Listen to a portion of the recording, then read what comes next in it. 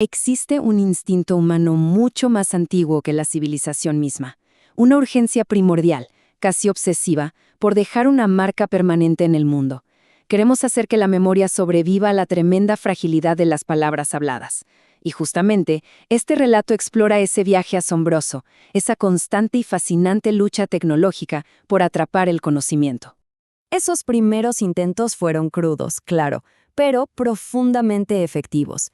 Vemos el inicio con las pinturas rupestres iluminando el silencio absoluto de las cuevas. Luego, empezamos a grabar nuestra memoria sobre rocas, sobre huesos, incluso en conchas de tortuga. Así, avanzamos hasta llegar a Sumeria cerca del año 2500 antes de nuestra era. Ahí es donde nace el tupu, planchas de arcilla donde se inscribía, literalmente, la voz del pasado. De forma paralela, Egipto desarrollaba el papiro, extraído directamente de las plantas a orillas del Nilo. Rápidamente se convirtió en el formato noble por excelencia para toda expresión intelectual. Hablamos de un soporte continuo, escrito con muchísimo cuidado por un solo lado y enrollado en un cilindro. Su valor era realmente incalculable. Para protegerlos, los egipcios construían finísimas cajas de madera, o los ocultaban en gruesas jarras de barro enterradas en la arena, en un intento fascinante por engañar al tiempo. Pero, hay que decirlo, esta era una sabiduría frágil. En el mundo grecorromano, el rollo dominaba absolutamente la escena literaria. Sin embargo, su diseño lineal era un inmenso obstáculo para cualquier mente inquisitiva. Imaginen buscar un dato específico, una ley, un simple verso. Exigía desenrollar metros y metros de un material totalmente quebradizo. Quien leía estaba atado a una secuencia rígida.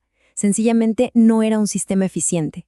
Y entonces la historia da un giro monumental. Entre el siglo I y el siglo IV de nuestra era ocurre una revolución silenciosa pero absolutamente imparable. El rollo tradicional, después de siglos de supremacía inalterable, empieza a ceder su trono. La sociedad necesitaba algo mucho más ágil, un sistema que permitiera a la información fluir casi a la velocidad del pensamiento. Aquí es donde presenciamos la transición definitiva. Pasamos del texto continuo del pergamino enrollado a la estructura confinada y perfecta del códice. Este es el ancestro directo de lo que hoy todos conocemos como el libro moderno. Hojas apiladas, dobladas y cosidas en su extremo. Ya no se leía desenrollando a ciegas, ahora se leía pasando páginas. Fue, sin exagerar, un avance monumental en el diseño estructural de la información. Este fue un cambio impulsado por pura y física necesidad práctica. Los primeros cristianos y los juristas romanos fueron los grandes motores de esta rápida adopción. Necesitaban consultar fragmentos legales y teológicos con muchísima urgencia, y el códice permitía algo totalmente inédito: saltar directamente a un pasaje sagrado o a una ley específica en cuestión de segundos. El volumen estático dio paso, de repente, a la eficiencia interactiva. Toda esta ingeniería primitiva toma forma definitiva en los primeros siglos, dentro de los anchos muros de los monasterios coptos. Justo ahí nace el verdadero arte de la encuadernación. Imaginemos un lomo completamente liso, tapas rígidas hechas de madera o de papiro fuertemente encolado, y cortadas exactamente a la medida milimétrica de los cuadernillos interiores. El cuerpo del libro cobraba vida y estructura, literalmente, por primera vez. Pero claro, esta nueva estructura necesitaba un material a su altura. El papiro era un soporte brillante, pero se rompía muy fácilmente al doblarlo. Es ahí donde entra en escena el pergamino, un material que ya era preferido 5 siglos antes de nuestra era.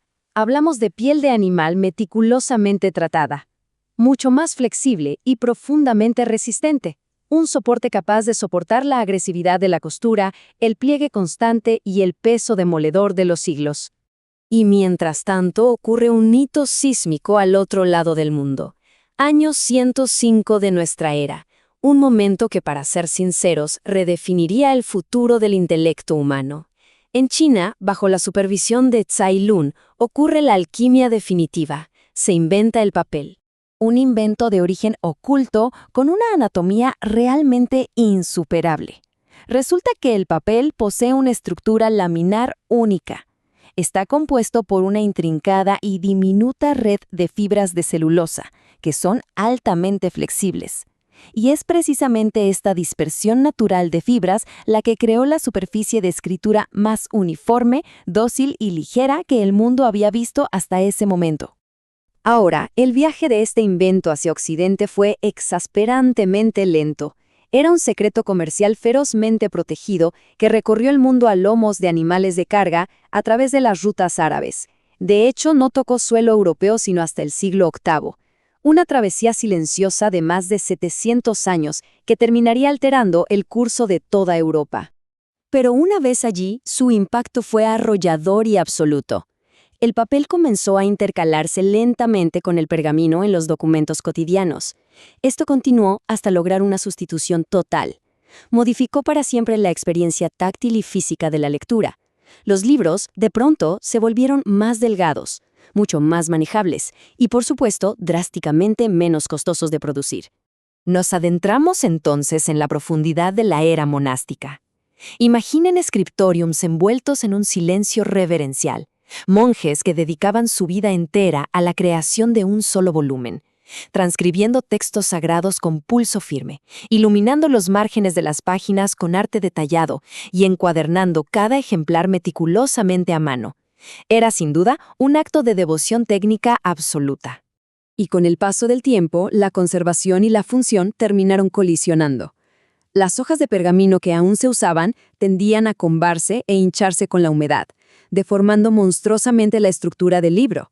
Para evitar que esto pasara, surgieron las encuadernaciones de madera maciza. Se añadieron pesados broches de metal, abrazaderas firmes y correas gruesas. Todo esto con el único fin de mantener el conocimiento plano y bajo estricto control. Muy pronto, esta necesidad de protección evolucionó hacia la más pura ostentación.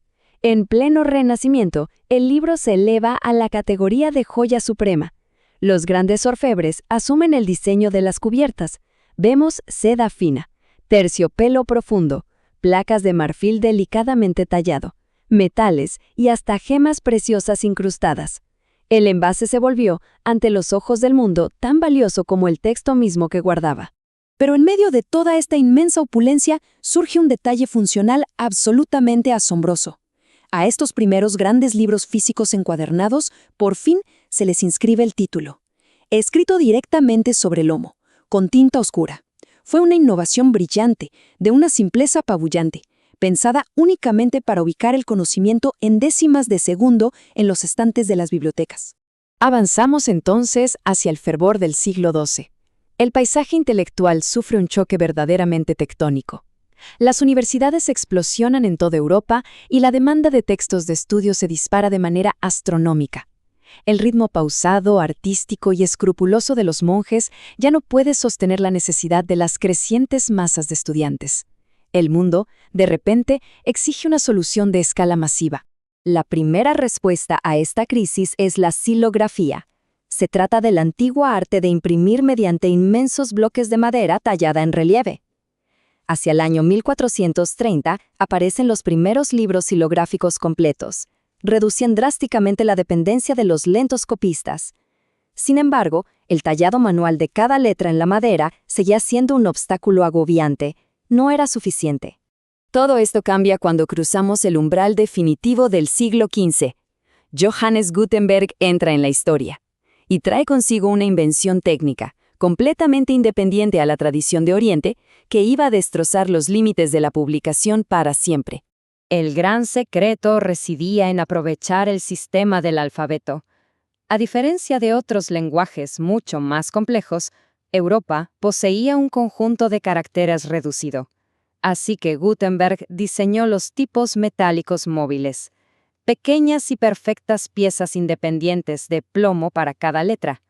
Se podían alinear, entintar, imprimir con fuerza en el papel y luego reorganizar al instante para la siguiente página. Hablamos de precisión mecánica y de flexibilidad absoluta. Se inicia así un periodo de aceleración explosiva. Hasta el año 1550 presenciamos la fascinante era de los incunables. Es básicamente la verdadera infancia de la imprenta moderna, el momento histórico exacto en que el libro en Occidente dejó de ser un privilegio artesanal solitario para convertirse por fin en un milagro de la replicación mecánica. Las consecuencias estructurales fueron tectónicas. En los siglos posteriores, la llegada de la encuadernación puramente mecánica terminaría por derrumbar aún más las barreras financieras. La producción literaria y científica se multiplicó a niveles impensados. El monopolio restrictivo de la información se fracturó en 1000 pedazos. Y así inició la rápida y vital democratización de la mente humana. Desde las frías y rústicas tablillas de arcilla, pasando por la fragilidad del rollo de papiro, hasta llegar a la colosal velocidad de los tipos móviles metálicos, la historia del formato escrito no es solamente una historia de tecnología. Es el reflejo más fiel de nuestra evolución cognitiva. Es el andamiaje completo que sostiene el peso incalculable de toda nuestra cultura. Hoy, habitamos un mundo dictado por pantallas de cristal líquido y nubes de datos que son invisibles. Esta milenaria transición del soporte de lectura sigue su marcha indetenible. Pero al contemplar todo este vasto recorrido, surge una pregunta ineludible. En esta era de hiperconexión y memoria efímera, ¿qué marca verdaderamente permanente dejaremos nosotros para que el futuro nos descubra?